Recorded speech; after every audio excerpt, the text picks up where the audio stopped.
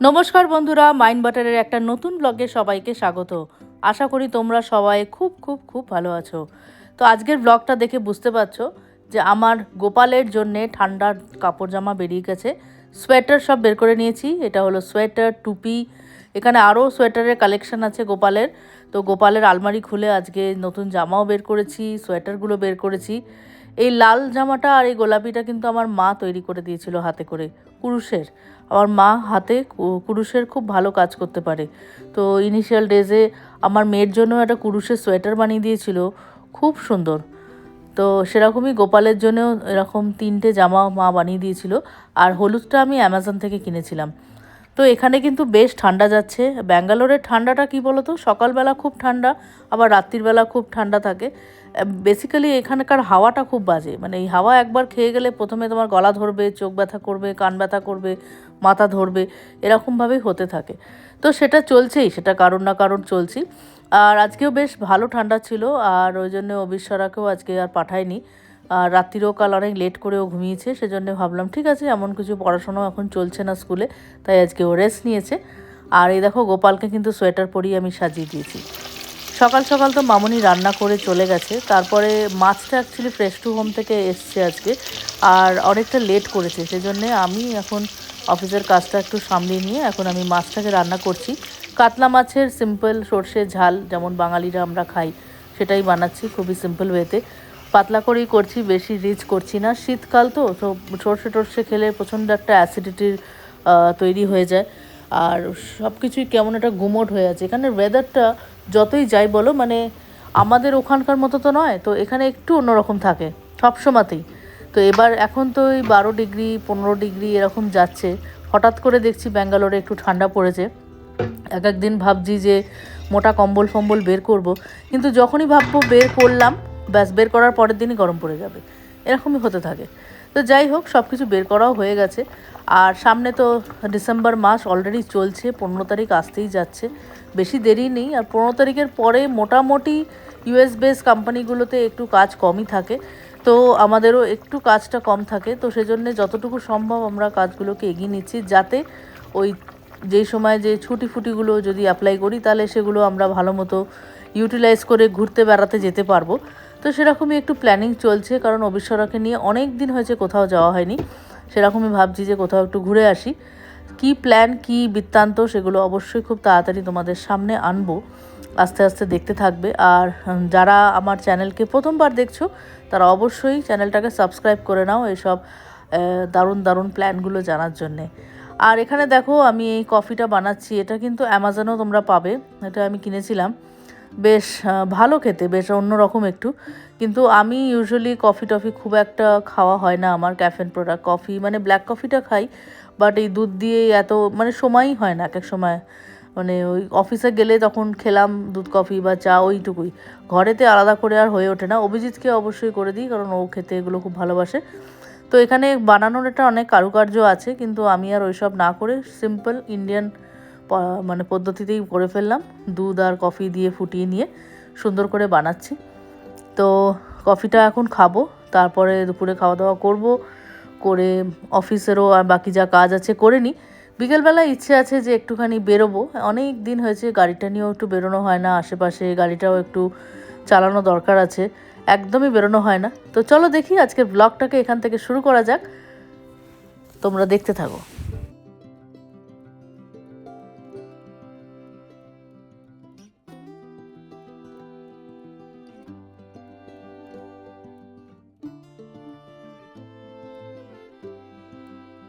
এই কফিটাতে কিন্তু আবার চায়ের মতো একটা সেডিমেন্ট আছে, যেটা ছাঁকতে হয়।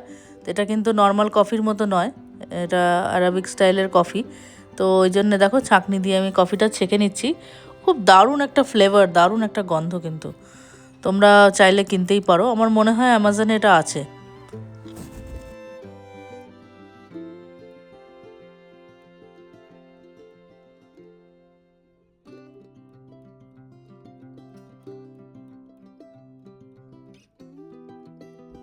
তো এই দেখো, অবিশ্বরা কিন্তু স্যালন খুলেছে। তোমার স্যালনের নাম কি? Vishwara's Beauty Parlor. বিউটি পার্লারে দেখো, ও কিন্তু আমার ম্যানিকিওর করছে এখন। আর এই হলো ওর সব সরঞ্জাম, তো কিট নিয়েও চলে এসছে। তো ভালো করে মেসেজটা যেন হয়। আংটি খুলতে হবে। না না, আংটি খুলে যাবে না, ভালো করে যেন মেসেজ হয় সুন্দর করে। খুলে যাচ্ছে। আর তারপরে ও নেল পালিশ পরাবে, ম্যানিকিওর করছে তাই তো? তারপর কি ফেসিয়াল হবে নাকি? একটু হেড ম্যাসাজ চাই, কিন্তু মাথা খুব ব্যথা, একটু হেড ম্যাসাজ করে দেবে, ঠিক আছে। চলবে? আর দিও না, বডি লোশন বেকার খরচা করে লাভ নেই। বাহ, এই, আর বডি লোশনটা দেখি তো কি কোম্পানির ইউজ করছো তুমি? আমি এই যে এম ক্যাফিনের body lotion, sweet escape perfume body lotion, দারুণ কিন্তু গন্ধটা। চলো দেখা যাক কি কি হয়। ছোট্ট ছোট্ট হাতে কিন্তু বেশ ভালোই ম্যাসাজ করছে, খুব চেষ্টা করছে। তারপর আবার দেখো কেমন ব্যায়াম দিচ্ছে হাতে। উফ, সত্যি সব যেন মাথাটা একদম ছেড়ে গেল। এবারে আবার বলছে নাকি হেড ম্যাসাজও করবে। মাঝে মাঝে কিন্তু ছোট ছোট বাচ্চাগুলোর সাথে আমাদের অনেকটাই সময় কাটাতে হয়, আমাদেরও ওদের মতো হয়ে যেতে হয়।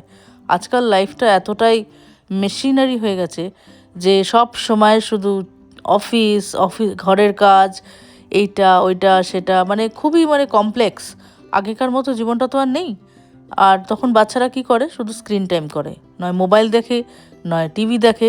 ওই জন্য ঘরে কোনো সময় বাচ্চারা থাকলে ছুটির দিনে তখন মানে চেষ্টা করা উচিত যে ওদের সাথে একটু সময় কাটানো। আর নইলে কি করবে, বাইরে চলে যাবে, পার্কে চলে যাবে, সেটাও একটা হয়রানি, সেটাও একটা টেনশন। যেমনটা বললাম, ওয়েদারটাও ভালো না, ঠান্ডা লেগে যাওয়ার ধার থাকে। সেজন্যে এই খাওয়া দাওয়া হয়ে গেছে, এখন আমরা বসেছি। ও বলল যে ওর নাকি একটু বিউটি পার্লার খেলবে, ওর ইচ্ছে হয়েছে। ওর একটা বিউটি পার্লারের কিট আছে, সেটাই ও খেলছে।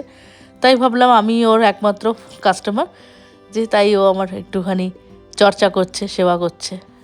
আর তার মধ্যে দেখো একটা অঘটন ঘটেছে, ওর দাঁতটা কিন্তু পড়ে গেছে। সেই দাঁত কবে থেকে যে নড়ছে, সে ফাইনালি ফেলা গেছে।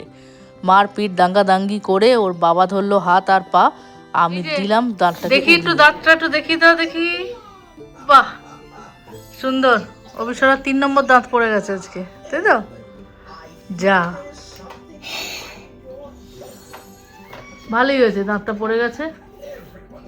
অবিশ্বরা আজকে খাওয়াও হয়ে গেছে, ভেরি গুড গার্ল।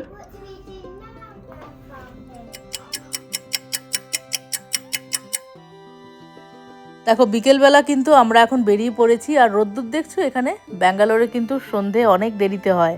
আমি জানি ওয়েস্ট বেঙ্গল বা ওই সব নর্থ সাইডে অলরেডি 5টা 4টের পরেই অন্ধকার হয়ে যায়, এখানে কিন্তু তা নয়। তো আমরা বেরিয়েছিলাম একটুখানি, ভাবলাম ঘুরে আসি, একটু চা খেয়ে আসি বলে। কিন্তু এত ট্রাফিক, একদিকে গেলাম ভেবে কিন্তু আর দিক দিয়ে বেরোচ্ছি। এবার যাওয়ার পরে এখানে অভিজিৎ বলল যে এখানে জগন্নাথ দেবের মন্দিরটা রয়েছে, চলো তাহলে একটু প্রণাম করে নিই। তাই টুক করে ঢুকে পড়লাম যে একটু প্রণাম করে যাই, বাবাকে একটু দেখে যাই। তাই এসে গেছি মন্দিরটায়। কি সুন্দর দেখো, এত গাছপালা, বন। আর দেখো সূর্য প্রায় অস্ত যাবে বলে। আর এইখানে দেখো মন্দিরটা এসে গেছি, ওইখানে হচ্ছে জগন্নাথ দেবের মন্দির। ভেতরটা এত সুন্দর, মন্ত্রপাঠ হচ্ছে।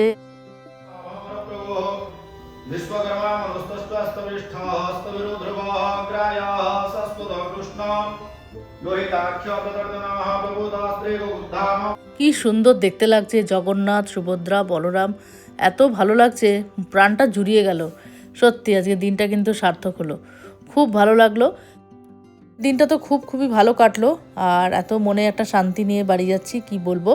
চলো তাহলে আজকের ব্লগটা এখানেই শেষ করছি। আবার দেখা হবে একটা নতুন ব্লগে, অনেক এক্সাইটিং জিনিস নিয়ে আমি আসছি।